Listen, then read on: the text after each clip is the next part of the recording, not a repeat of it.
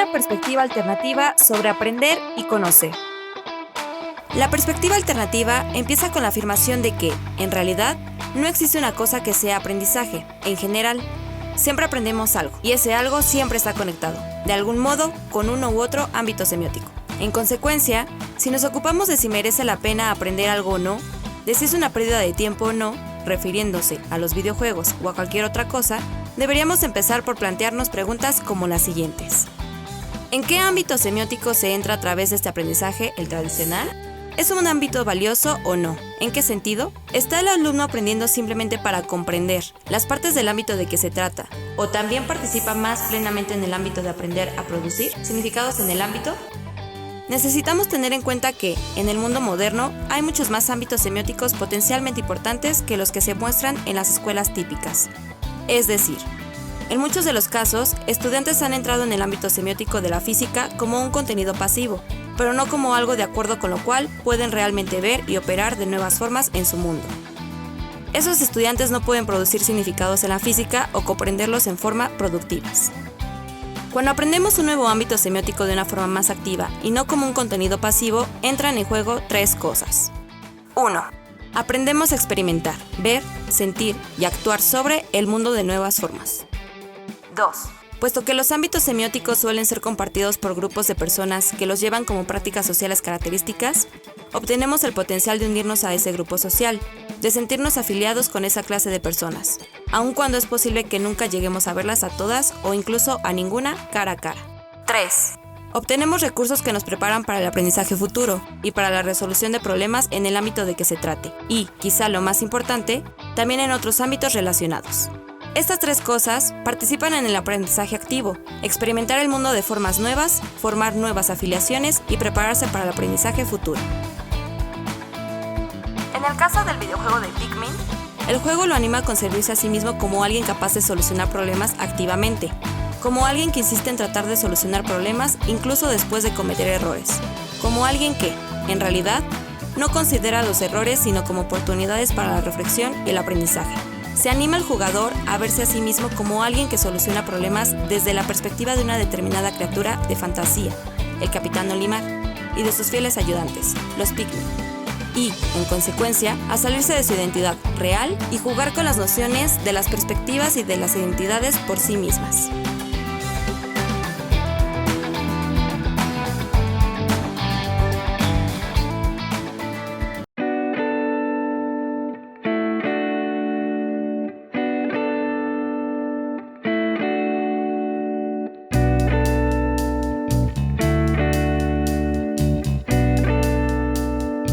Voy a decir que sí por el ámbito deportivo, por la cuestión más que nada de los movimientos.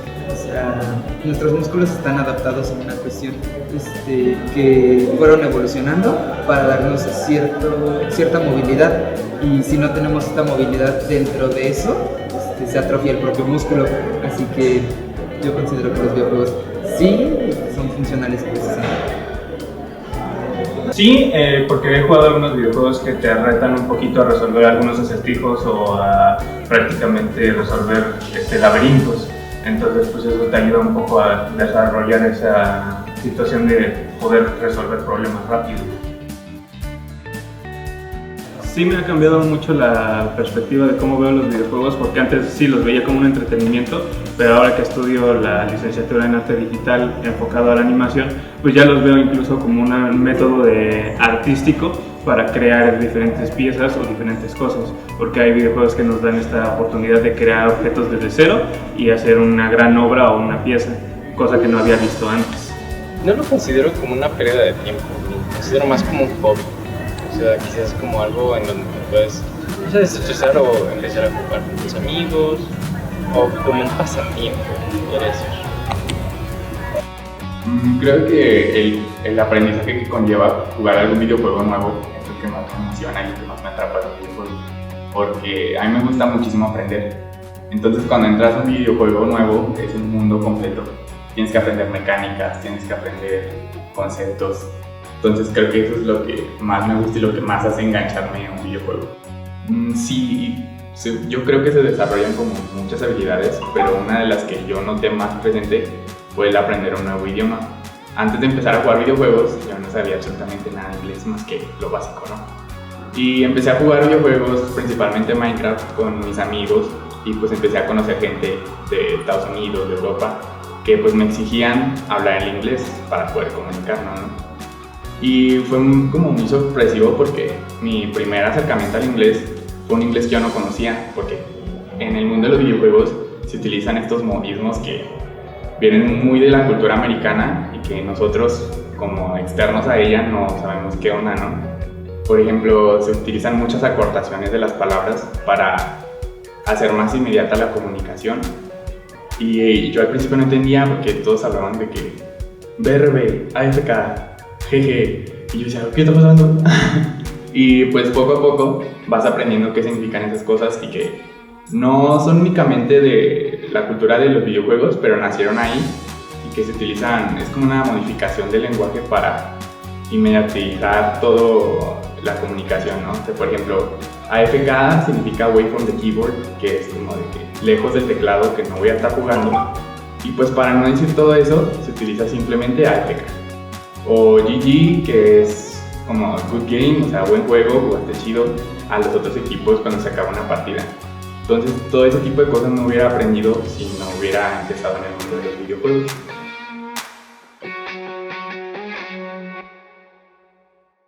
Desde una perspectiva sobre el aprendizaje en la que se resalta el aprendizaje activo y crítico, jugar videojuegos no es una pérdida de tiempo, pues lo que estarían haciendo es 1.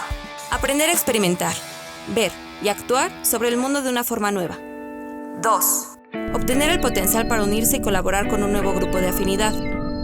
3. Desarrollar recursos por el aprendizaje futuro y para la resolución de problemas en los ámbitos semióticos con los que esté relacionado el juego. 4. Aprender a pensar sobre los ámbitos semióticos como espacios de diseño que implican y manipulan a la gente de ciertas formas y les ayudan a crear, a su vez, ciertas relaciones en la sociedad entre la gente y los grupos de personas, algunas de las cuales tienen importantes implicaciones para la justicia social. De tal modo que se puede ir afirmando que los videojuegos tienen el potencial, no todos efectivamente lo hacen, para conducir el aprendizaje activo y crítico. Hay dos cosas que ayudan a conducirnos al aprendizaje activo y crítico al jugar con los videojuegos. Una es el diseño interno del propio juego. Los buenos juegos, y en este sentido, cada vez son mejores, están diseñados de tal forma para estimular y facilitar el aprendizaje y el pensamiento activo y crítico, lo que no quiere decir que todo jugador esté a la altura de esta oferta. La otra son las personas que hay alrededor del alumno, ya sean otros jugadores o no. Si esas personas estimulan la metaconversación, el pensamiento y las acciones reflexivas en relación con el diseño del juego y de los videojuegos en general, así como de otros ámbitos semióticos y sus complejas interrelaciones, entonces eso también estimulará y facilitará el aprendizaje y el pensamiento activo y crítico. De hecho, los grupos de afinidad conectados con los videojuegos animan a menudo al pensamiento metarreflexivo acerca del diseño, como se puede observar fácilmente echando un vistazo a las páginas de internet relacionadas con los juegos. Se puede aprender activamente sin mucho aprendizaje crítico, pero no se puede aprender mucho críticamente sin una buena cantidad de aprendizaje activo en un ámbito semiótico. Lo crítico no es un añadido posterior. Ámbitos semióticos. Como los videojuegos, pueden estar conectados con otros ámbitos semióticos de una multitud de formas complejas.